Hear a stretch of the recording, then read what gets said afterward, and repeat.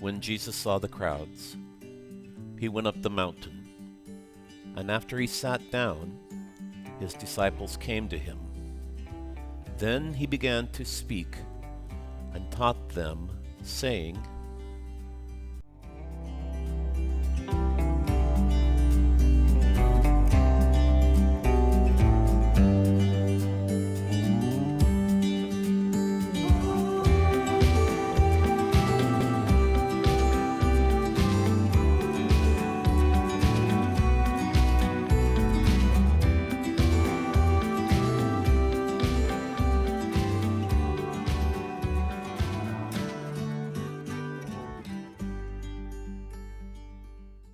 well, we all know despair, I believe. I know very few people who don't feel desperate about something, because I believe everybody's walking around with a little bit of trauma or a big amount of trauma right now. So it's worthy of consideration what that means for us. I am wondering, when will I be able to see all my people again? As a pastor, there are these deep moments of despair. And I recognize that in the eyes of folks that I see. We are all carrying this woundedness and grappling with that with a sense of hope, with a sense that we will get through this is quite honestly very difficult. And amidst all of these situations in life, we do have a power that sustains us, that is infinitely more than we know or we can imagine. And this manifestation of this message, right? Blessed are those who are poor in spirit, who are feeling that way, who are feeling that I'm not loved. I have been rejected. I have been excluded from society. I believe that Jesus is inviting them and saying that no, this kingdom of heaven, there is a place for you. And despite and in spite of what you think of yourself, you are loved. You will be strengthened on this journey. And I think that is the most important message that we can offer today.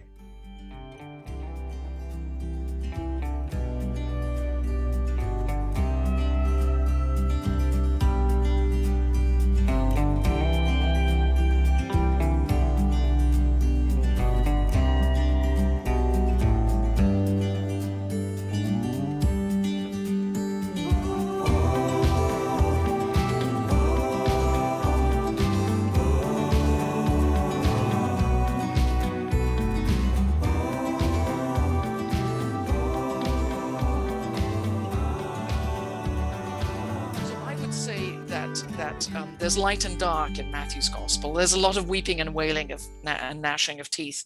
But at this section of the gospel, the categories of poor and deprived and dependent are blessed. They're held up, extolled, and cared for by Jesus in this gorgeous Sermon on the Mount in Matthew 5-7, which in some ways is, I think, the heart of the Christian tradition. I think there's a place, Howie, for more work on the history of the notion of meekness.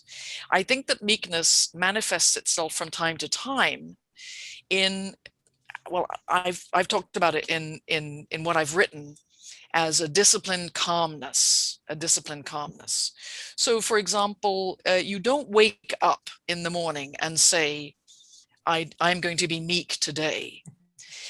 The discipline of meekness, the discipline calmness, is that meekness is a secondary attitude in response to something that has happened around you or to you. Because why is a king supposed to be meek? Because if you cannot control yourself, you cannot control the kingdom.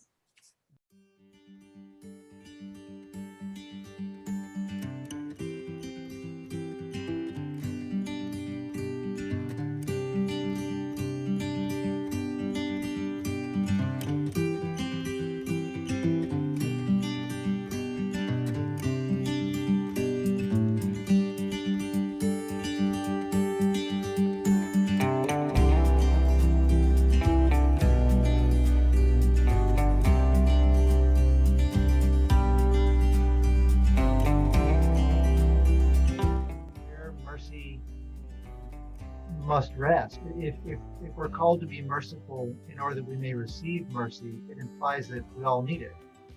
We're certainly all broken. But I do wonder if whether it is in fact easier to be merciful if you have less to lose. We begin to feel like we have a lot more to lose all of a sudden. We begin to feel as if every decision we make is existential. It might possibly be the one that runs us out of business. The church with a capital C, less willing to take the risks that might bring about corporal works of mercy, might bring more mercy into the world, bring more blessing into the world, because we feel we can't afford to do it. I think we have gotten to a place where for us, an act of mercy is a fundraiser or it's a writing of a check. And those are important, absolutely important. The money is important. The financial support is important. I'm not knocking that. Something else happens though when we know people's names. It could be, I do not, I don't believe COVID was sent so that God could sort out the Episcopal Church, but I do believe that God uses everything, that, anything and everything that can be used for the good of God's people, God is going to use. And I think this is definitely being used in our churches and with our people. And I think we're in the midst of an incredibly rich time of reevaluation and wondering and experimentation in figuring out our identity. Who are we and what are we called to be?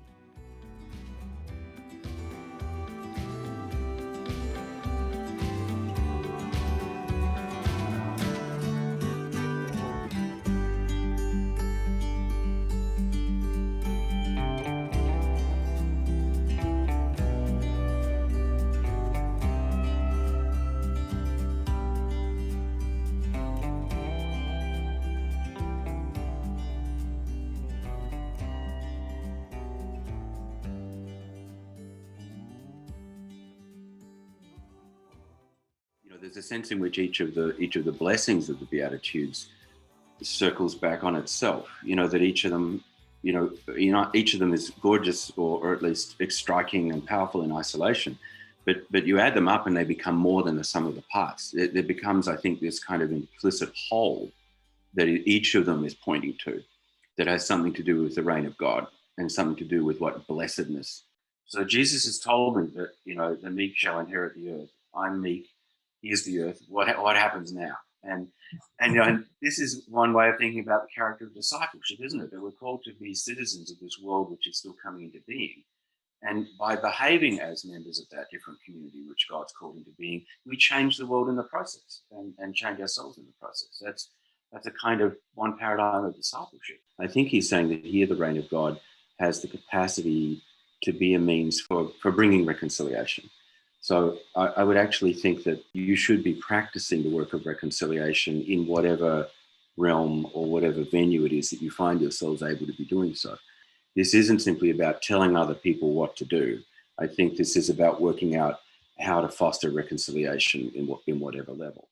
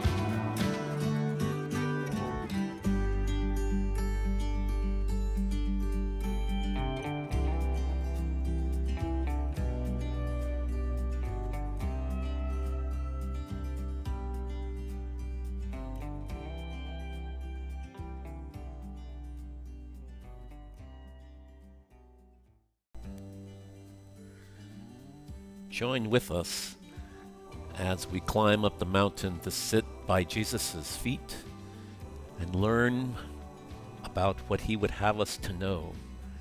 Until later in August, thank you for listening and watching, and blessings along the way.